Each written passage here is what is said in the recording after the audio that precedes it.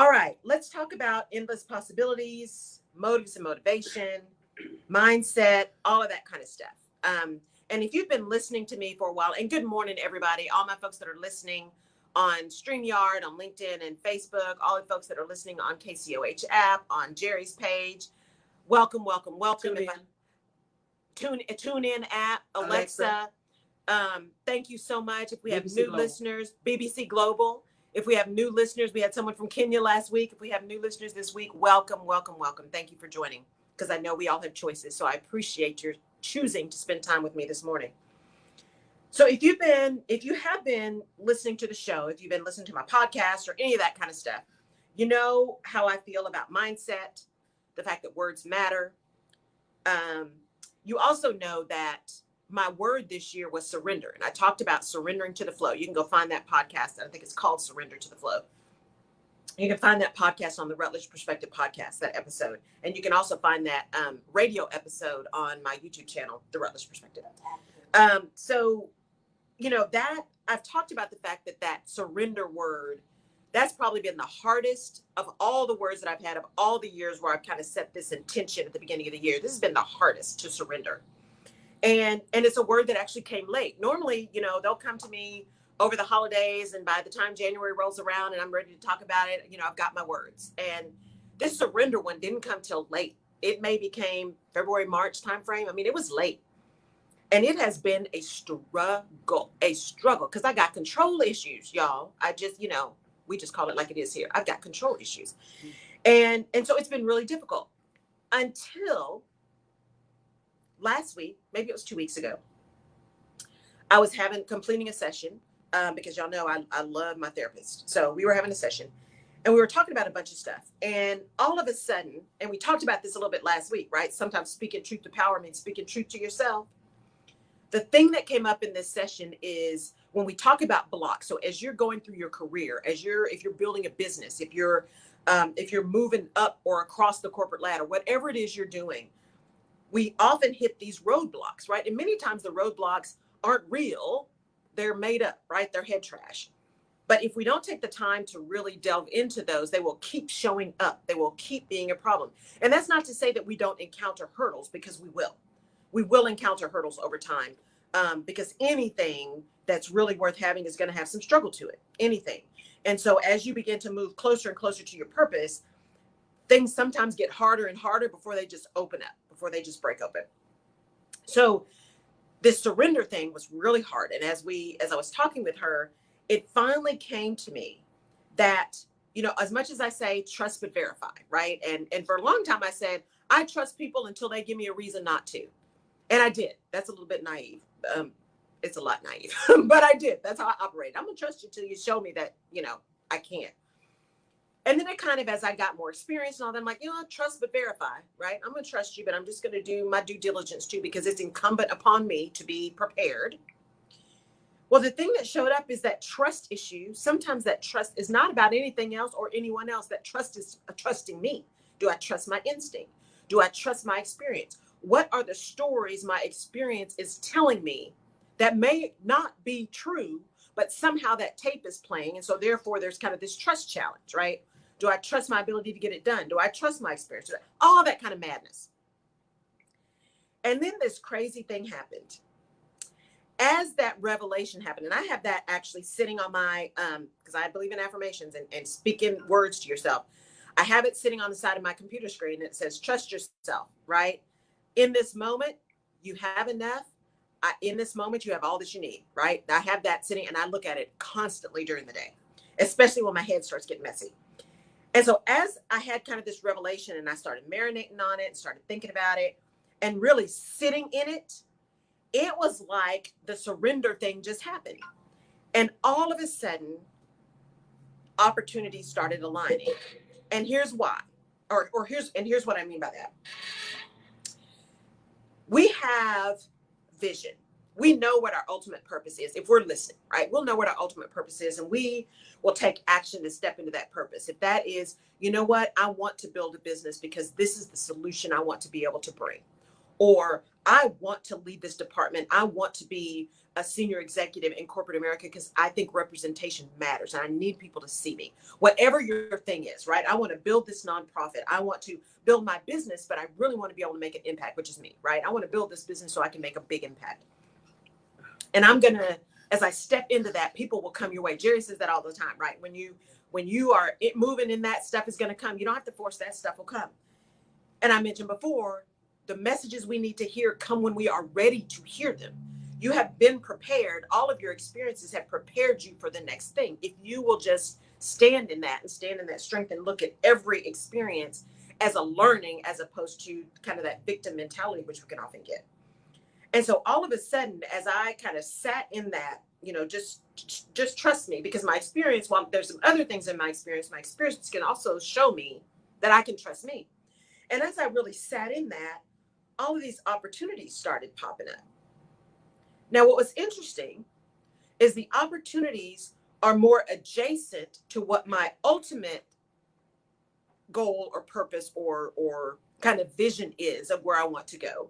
They're adjacent to that, but they are fulfilling a need along the path, right? So you guys have heard me say, if you keep your eye on where you're going, then if you have deviations along the way, they are not derailers. They are simply a detour. And you take the detour, you get what you need from the detour, and you move back to the path, right? Or that detour may take you on a better route to get to where you're going. Physician, heal thyself. I say that to y'all all the time, and I believe it. But sometimes you got to hear stuff repeated back to you for you to get it. So all of these things started showing up, which was really cool.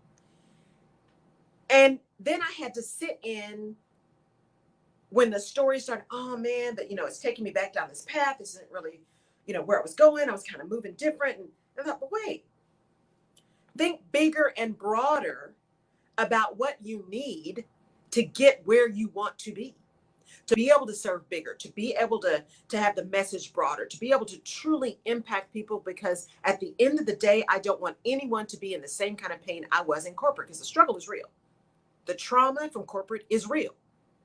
It just is. Let's just be honest. It is just real, right? That's not to say that every experience is horrendous, but there is some craziness in corporate around microaggression, around passive aggressiveness, around just lack of integrity. There's all kinds of stuff that happens, especially in big organizations, that's just real, right?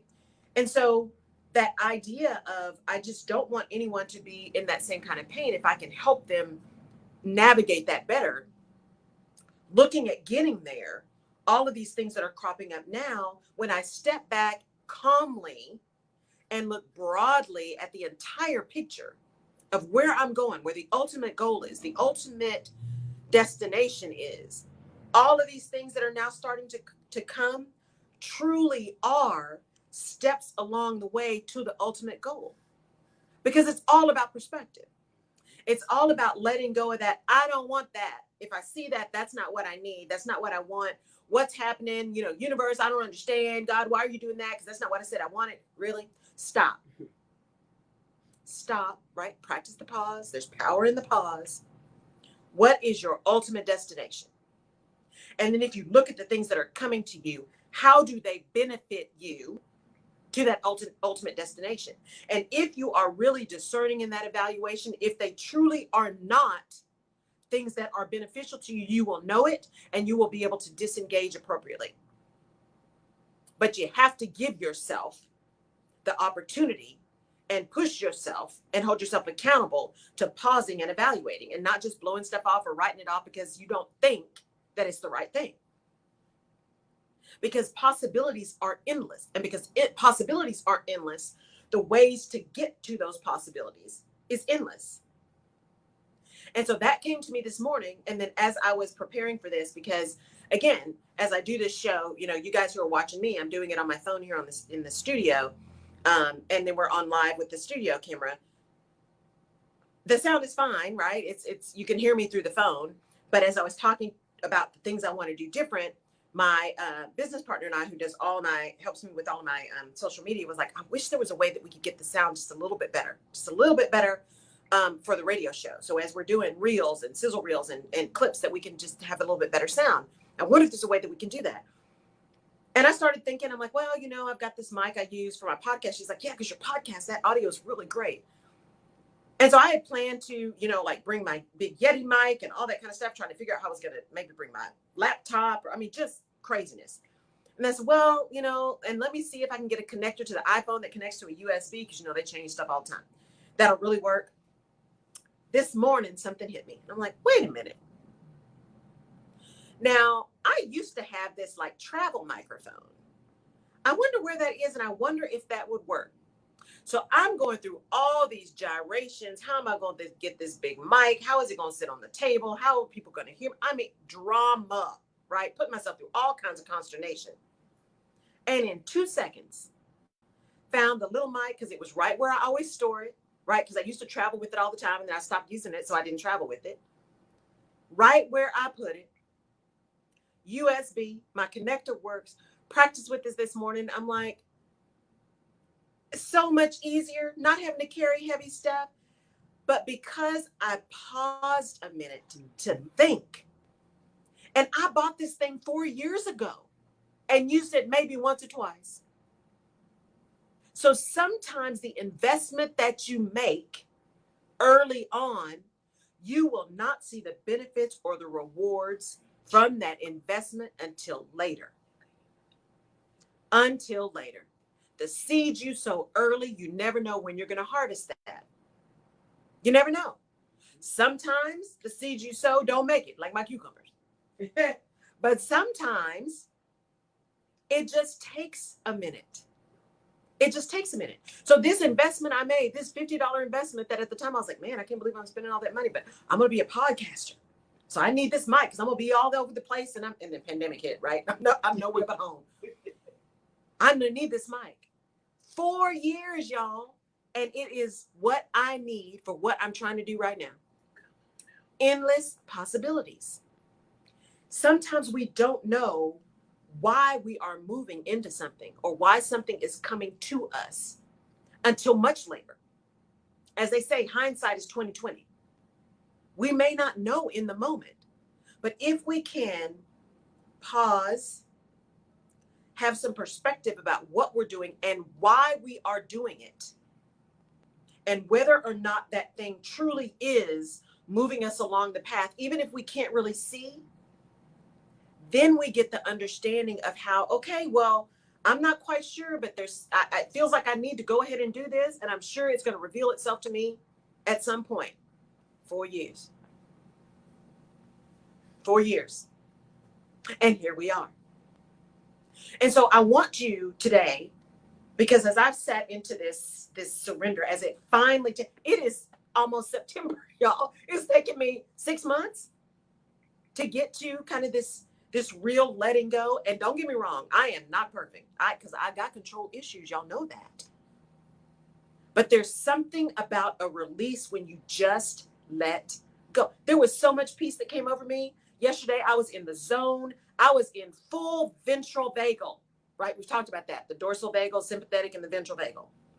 When you're in the zone, right? I was in full ventral vagal yesterday. I got so much done. I was able to talk to some people. I was able to make some decisions about some things that just lifted a weight off my shoulders, things I knew I needed to do, decisions I knew I needed to make, but I was afraid to make them because I didn't want to upset someone else. Y'all hear me? I didn't want to upset someone else, so I am willing to stay in pain. Stop that. Stop that. It's not unkind to be clear, right? And there's a way to say things to people that still get your point across without being nasty or ugly. But at the end of the day, if you're not taking care of you, you can't take care or serve anybody else. And so after really kind of letting this stuff go and trusting me, right? I told you, I see it every day. Trust yourself. Trusting me that I'm going to get it done, that it's going to be the right quality. I'm going to understand what I need to get done. It's not going to take me a million years. And even if it does take me longer than I anticipated, it's all going to be fine in time, because there's learning in that extra time, right? Is there something else, because it took me longer last time? Is there something I learned that actually going to make it shorter this time? Can I prep differently? If you stop, proper prior planning prevents poor performance, right? If you stop and just make a quick little plan, you don't have to plan for 4 weeks. If you make a quick little plan, how much further can that take you? Because at least your mindset is on kind of a vision and a path, right? So you've got some kind of foundation. So if deviations come, you're not derailed, as I said earlier. You got your eyes on where you're going. Those little blips don't automatically derail you.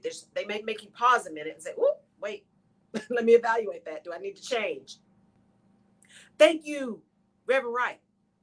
I really think that if you can pause in that moment, it's going to make such a big difference. It's going to make such a big difference in your being able to be fully seated in where you're trying to go. Full perspective of the vision that you have and what you need to do to live into that purpose. But I'm telling you, it is work. You got to be willing to do the work, to put the work in. You've got to be willing to give yourself that gift of putting in the work. And I don't mean that whole pressure of work, right? Hustle, grind. If you're not getting there, you're not hustling hard enough. If you don't have what you want, you didn't want it bad enough. Not that kind of peer pressure madness. I'm talking about that head to heart understanding that you have really given it all you could give it to the best of your ability with the energy that you have. That's what I'm talking about.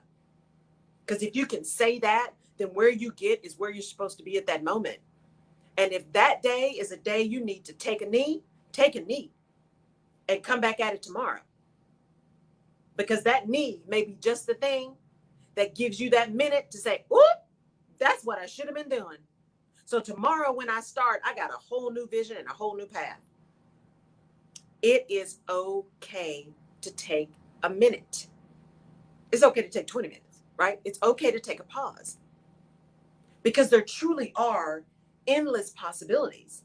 But we've also got to understand what our motivation is. I was listening to Joyce Meyer this morning as I was doing my meditation, and she talked about, as you do things, as you decide to enter into an activity, what is your motivation? Now, she specifically was talking about the scripture around don't let the left hand know what the right hand is doing, right? And especially as you're helping people and giving and all of that you don't go announce that to everybody. You should be giving in secret.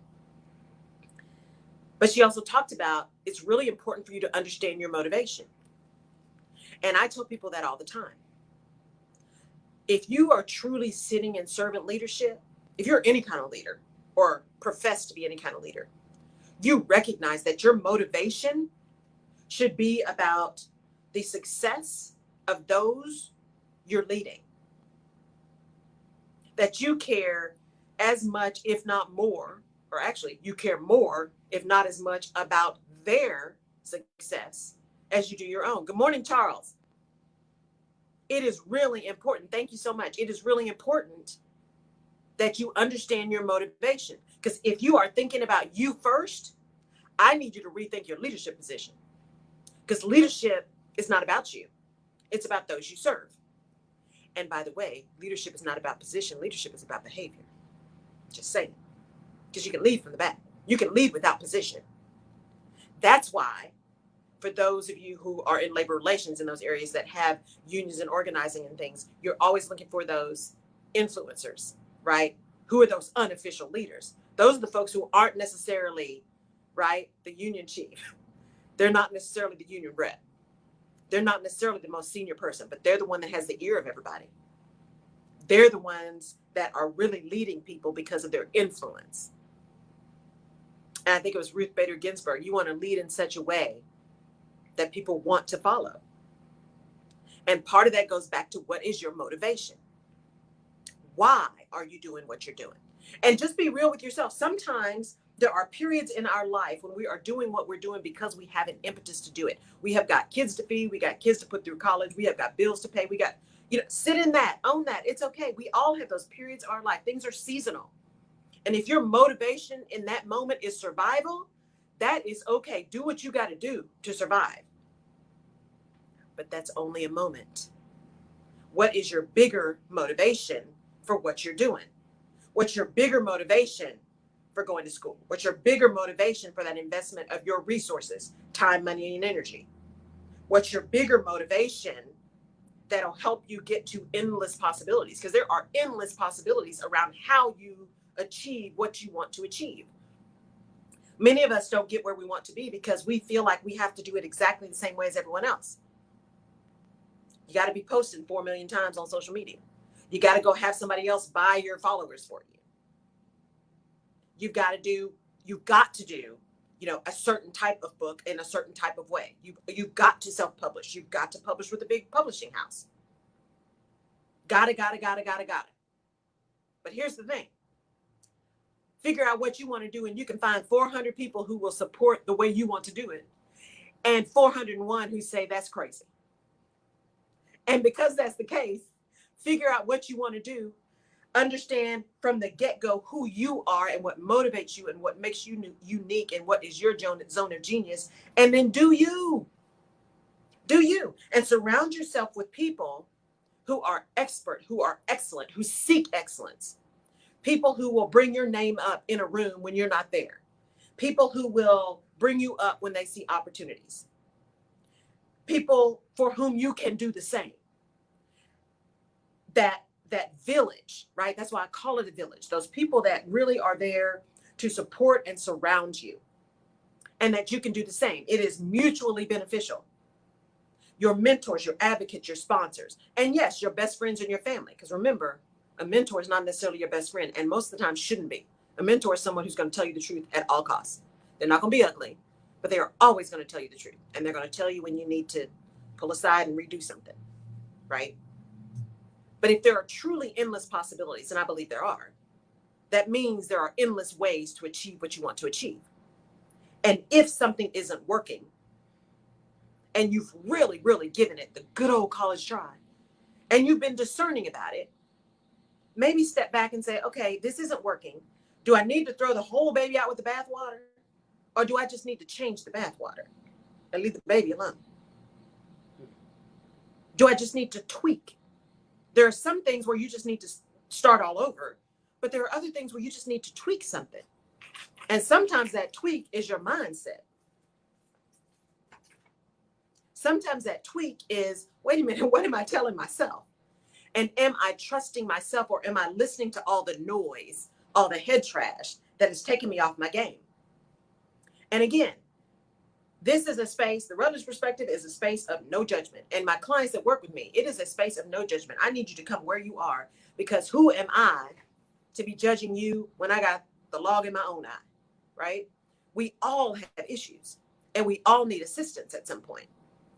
And we all have a responsibility to own our own stuff.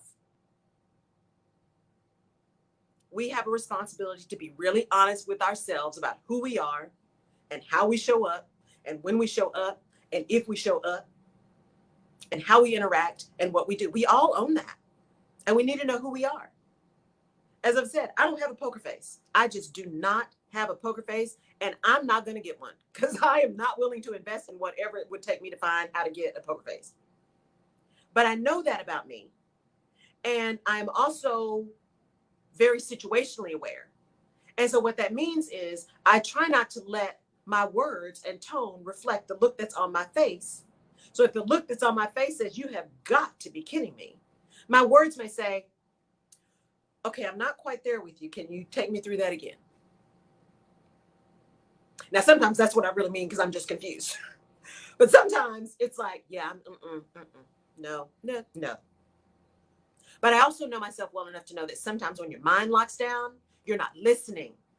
You're listening to respond if you're listening at all. You're not listening to understand. And we got to give ourselves opportunities to listen to understand. And for those of you who have a hard time doing it and who really think their idea is the best idea, let me give you this, which I've said before too. Go ahead and practice listening to understand. Because even if you don't really care, if you listen to understand, if nothing else, it gives you ammunition to bolster your argument. How about that? Right? Start there. Because if you at least start listening to understand, then maybe over time, you will begin to really practice listening to understand because you learn something. You're able to support and deliver value. You're able to make an impact if you listen to understand. People will tell you what they need if you listen. People will tell you who they are if you listen. As Maya Angelou said, people will reveal themselves to you early. Believe them the first time. I'm guilty of not doing that sometimes. But you also need to know yourself well enough to know when sometimes you are already making a judgment, because we all have bias. We all have bias. So we need to understand that so that we can address that specifically and directly. And you're right, Kendall, expanding your circles of interactions will stretch your thinking. It is important. It is important to not sit in a vacuum. You know, I worked in professional services for a while, and there's some really great things about professional services and professional services firms. There are infinite possibilities if you get connected appropriately. There are infinite possibilities. There's great opportunity to learn. There's great opportunity for global learning, right? There's an opportunity to cross over industries. There's an opportunity to cross over businesses, sizes, types. There's so many possibilities, so that as you're growing, you can actually begin to have enough experience. So as you decide to narrow down what you want your expertise to be, you've actually experienced a number of things. There's some really great things about professional services.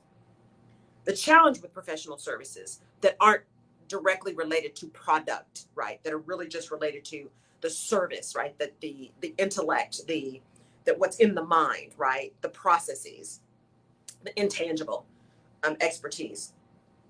The challenge with that is when you are selling that, you're really selling what's in your head, right? You're selling the institutional knowledge of the firm. You're selling the expertise of the firm, the expertise of the people, right? Their technical skills, their strategic skills. You're selling that. And that means that if someone says no, they're not saying no to a product because the product doesn't fit. They're saying no to people.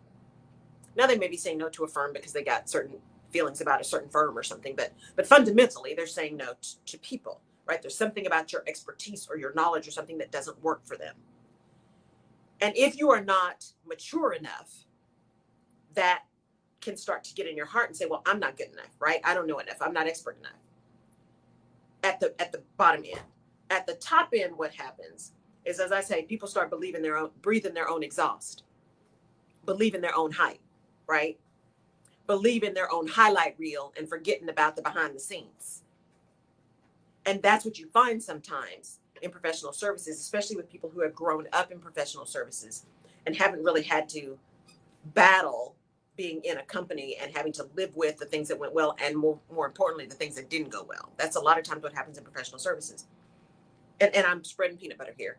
But it's that propensity to really believe that everything that comes out of your mouth is expert and excellent. And then the person who doesn't want it, well, that's on them. They're the ones that don't get it, right? It's that believing our own hype. And that leads you to a place where you are no longer actively listening. Now, for consultants and professional services, they learn to listen because they're listening to sell. Because most of those firms are like, what have you sold for me lately, right? So as you grow up and as you're trying to get to a certain level, it's all about the last sale, right? All about the billing hours. And so you're listening to sell. You're listening to see, how can I sell this thing? You're not listening to understand a problem so you can provide a solution. Providing solutions is what builds long-term relationships. Selling a service or a process is what gives you a one-time client. Because people are looking for relationships. They're looking for solutions to their problems. And the way to know the solution is to understand the problem. And to understand the problem is to build a relationship.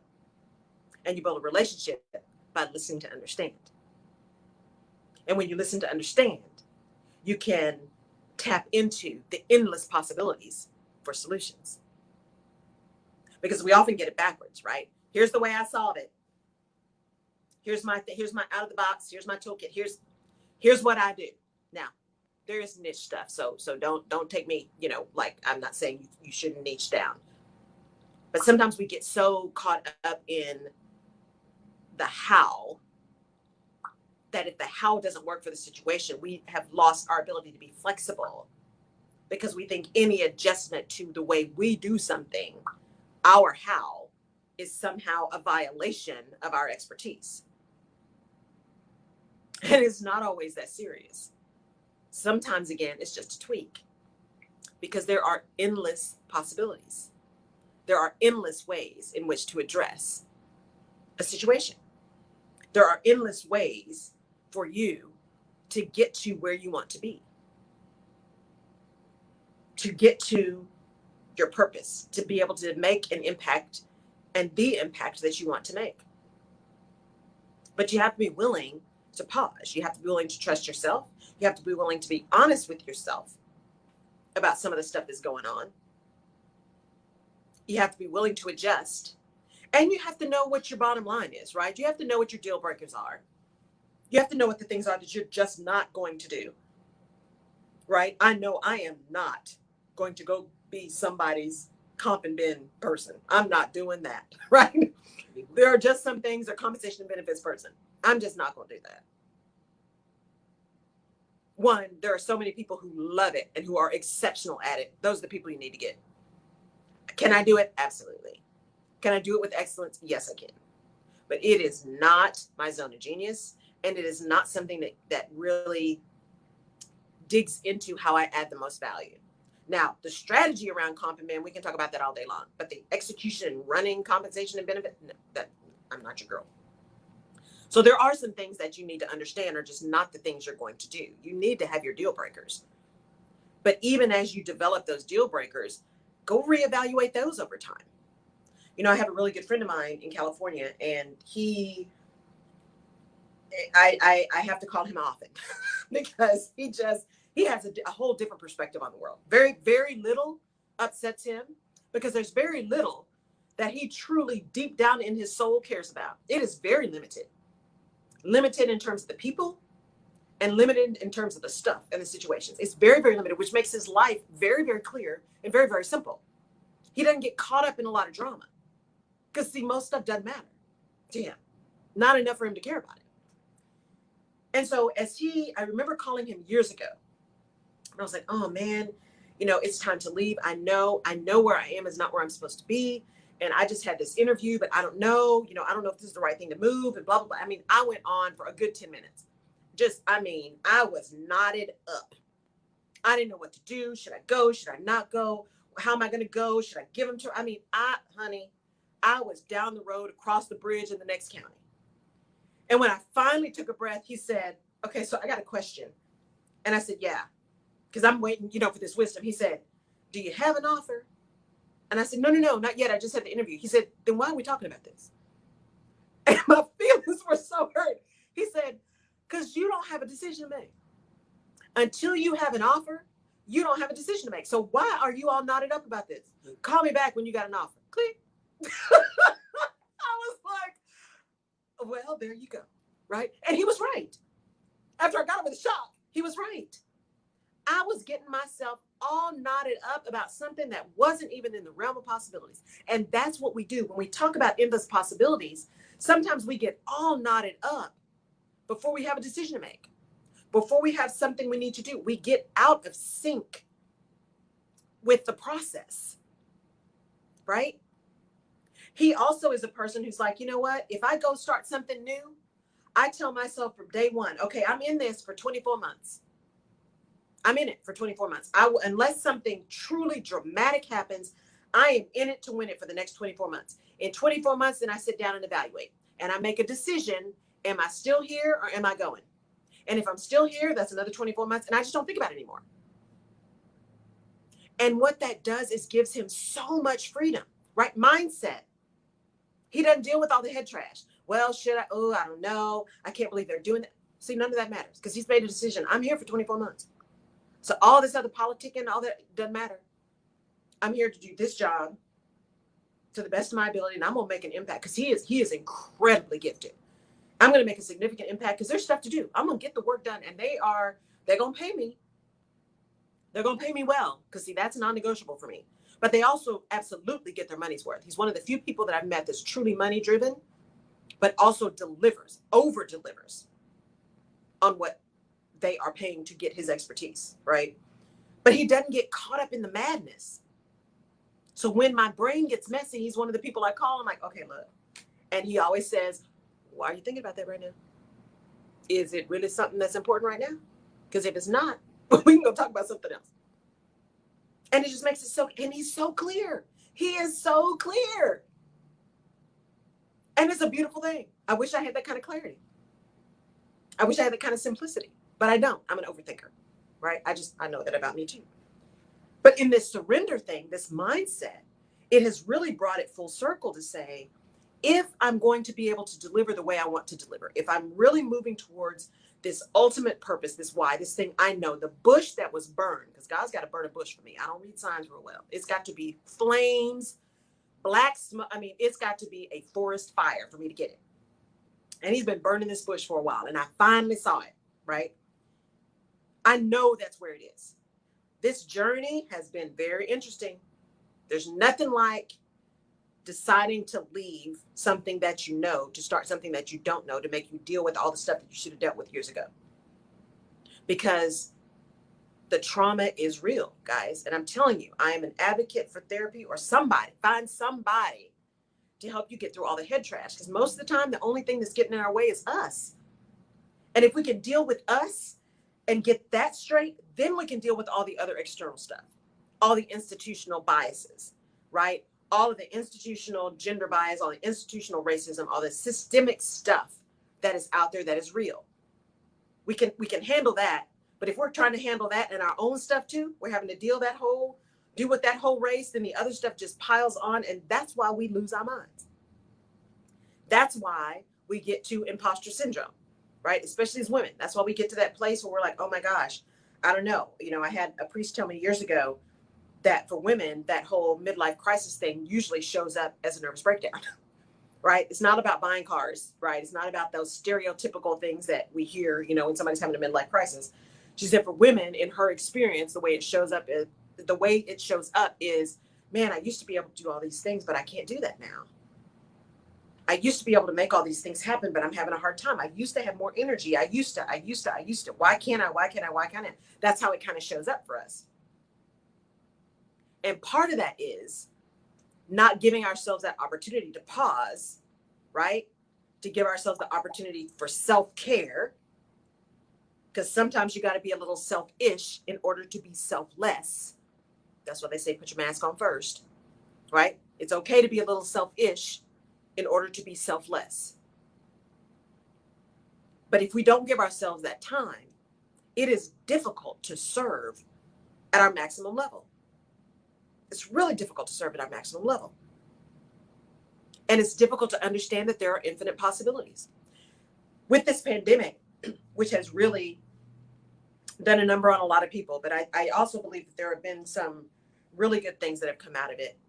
Some resetting of some things, some realigning of things, some shedding of things that were unnecessary or harmful. But with it has also come kind of this evaluation and this acknowledgement of a need for understanding what's really important and taking care of self. And that's been a beautiful thing, right? The further seeding of acknowledgement of the importance of mental health, right? Mental, emotional well-being, and the role that organizations play in ensuring their employees are healthy, right? And we had kind of started along that path before the pandemic around, you know, there were a couple of companies, I think in California, that were actually doing sabbaticals, right? After you worked there, I think it was 5 years, then you could take a sabbatical. I think it was 3 months or 6 months or something. And they would pay you basically to go away for a period of time to regroup and reset.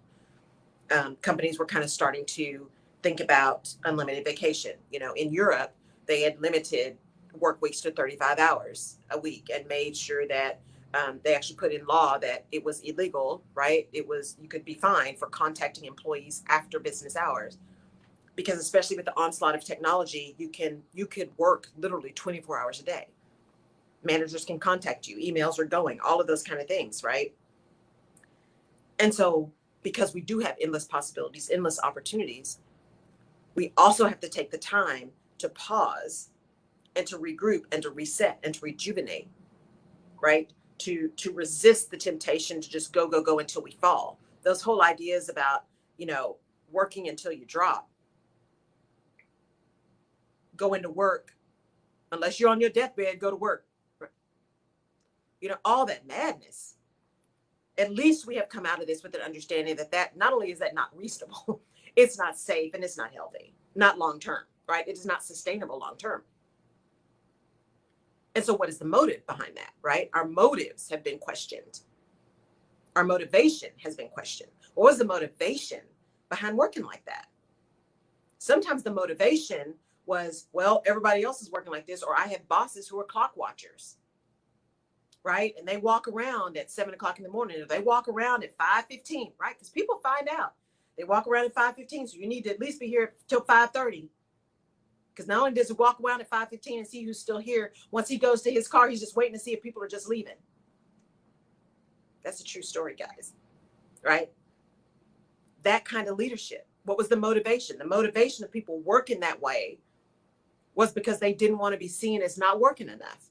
They wanted to make sure that this boss, who was a poor leader, didn't see them and put them on the list, and they were keeping their head down so they weren't the next to go, right? When we had the really big recession in 2007, 2008, companies started working people crazy, right? Because the motivation was, we had to riff all these people. We're not going to hire them back, so we're just going to spread the work to everybody else. Well, when the economy started coming back, it's like, oh, but we found a way to save money. The motivation was profit driven. The impact was burnout. The impact was a misalignment of words and actions. The impact was unplanned, significant turnover when the economy came back and people had a choice. And I say unplanned because the people who were acting that way didn't think about the ultimate consequences of their actions. Because at the time, their motivation was money and profit, efficiency. That's just a nice word to say, money and profit.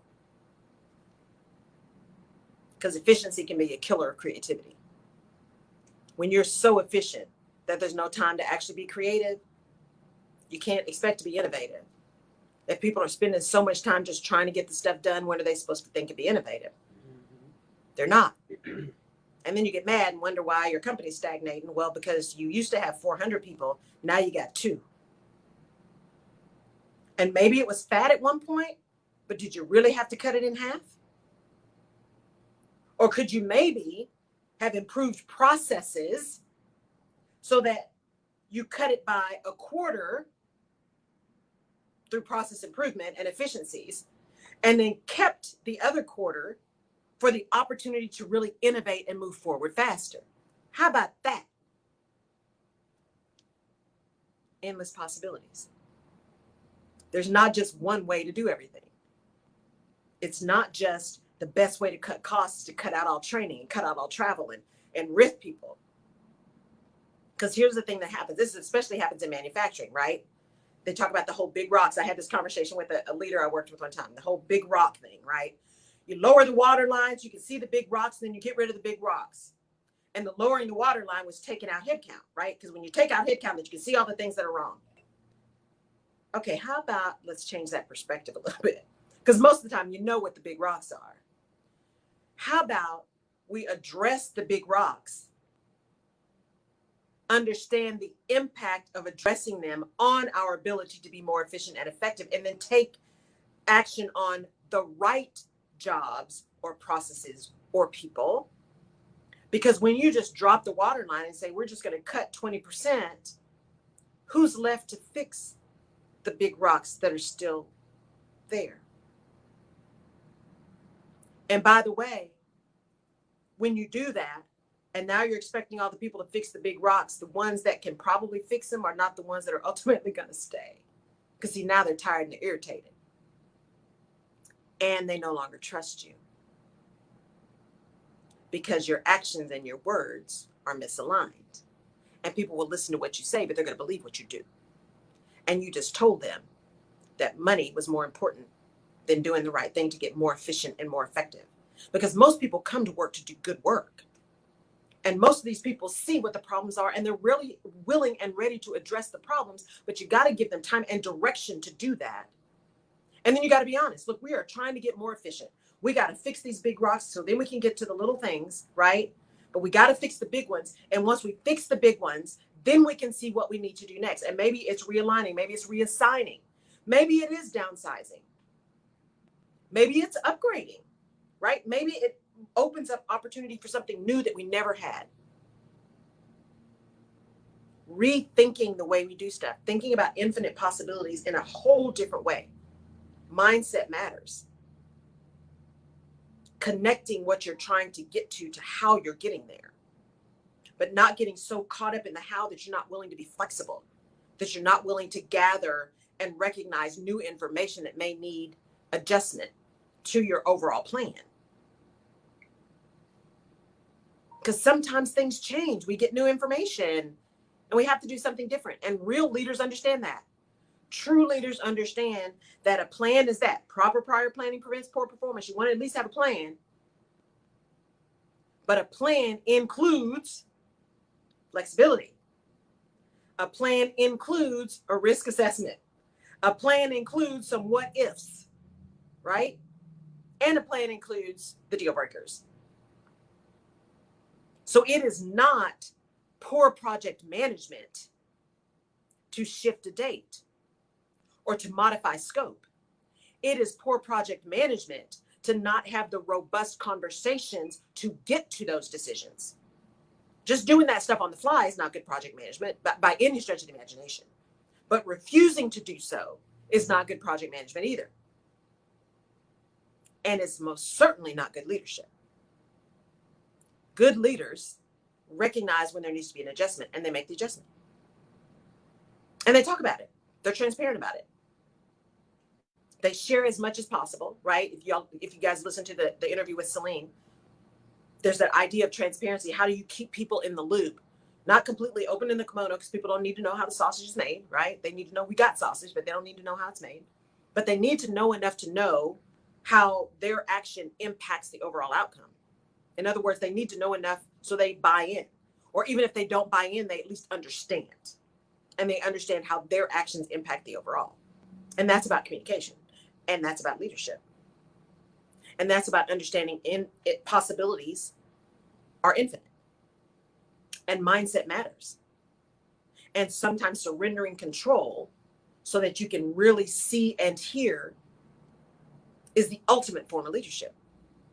Going into a meeting with an idea that you're just going to listen, you may have a perspective, but you're not going to be the first person to speak, especially if you're in a really hierarchical organization. If you are, and the leader is always the first one to speak, you can forget about innovation, unless you have people who are really new or people who are really senior and just don't have those kind of hangups, like my friend in California. But if you're in really hierarchical organizations, it's going to be really hard for you to get the ideas of everyone else that may just be the perfect idea if you talk first. Leaders should probably open a meeting, set the scene, and then be quiet. Interject when necessary, guide direction, ask pointed questions, right? Ask deep questions, get people to engage, get people to think. That's how you build the next leaders. Leaders, more than anyone, should listen more than they speak. We got 2 ears and 1 mouth. Listen more than we speak, and listen to understand, not to respond. Is this making sense? Mm-hmm. I hope so, because it really hit me that we really got to think bigger. We got to free our minds to be able to do more than just what we originally thought was the thing to do. We've got to be open to additional information. We've got to be open to changing the path. We've got to be willing to understand that a detour really could be just a detour, not a derailment. Because it's in the derailments that we lose our momentum, that we lose our trust in ourselves, that we lose our energy and our excitement, right? It's in those derailments that we start to sit deep in that imposter syndrome, that we stop believing in what is possible. We stop seeing unlimited possibilities and only start seeing the limits and the can'ts and the shouldn'ts and the don'ts and the won'ts. But if we're seeing detours as simply on the path to the ultimate goal, then we're seeing shoulds and coulds and maybes and, oh, I hadn't thought about, and maybe this could, right? We're seeing possibility. And by focusing on possibility and not perfection, by not getting so caught up in what it looks like to change a deadline or what it looks like to change scope, by being so clear that you know when scope is changing and you're also clear about the scope change, right? You got to still be clear. It's not unkind to be clear. because lack of clarity leads to all kinds of madness, right?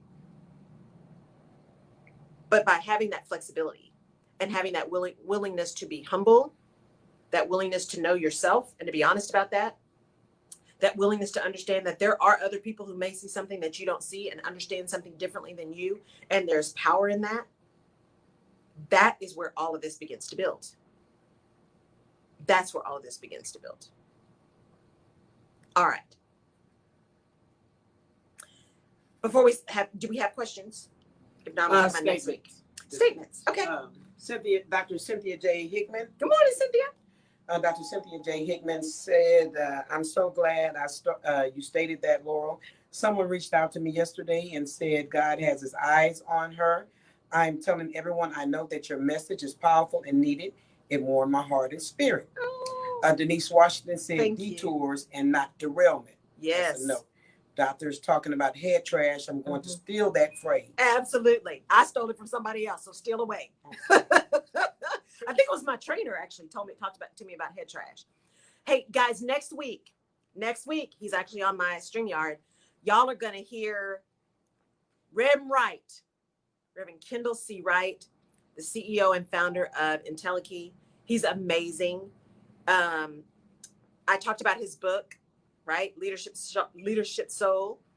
And it's going to be a great conversation. We are going to talk about leadership. We're going to talk about possibilities. We're going to talk about showing up. We're going to talk about whatever comes up and a little bit of music and Motown. So tune in next week, this same time, same bat channel, and see Kendall. It's going to be amazing. Thank y'all for tuning in. Thank you for being a part of my village. I am so appreciative every week when you show up. If this spoke to you, please share it. Podcast drops tomorrow. I think you're going to really enjoy Kendra, young upcoming talent. So check that out on wherever you get your favorite podcasts. That'll drop tomorrow morning, so you'll be able to see it. Thank y'all for tuning in. Kendall, we'll see you next week. Bye, everybody.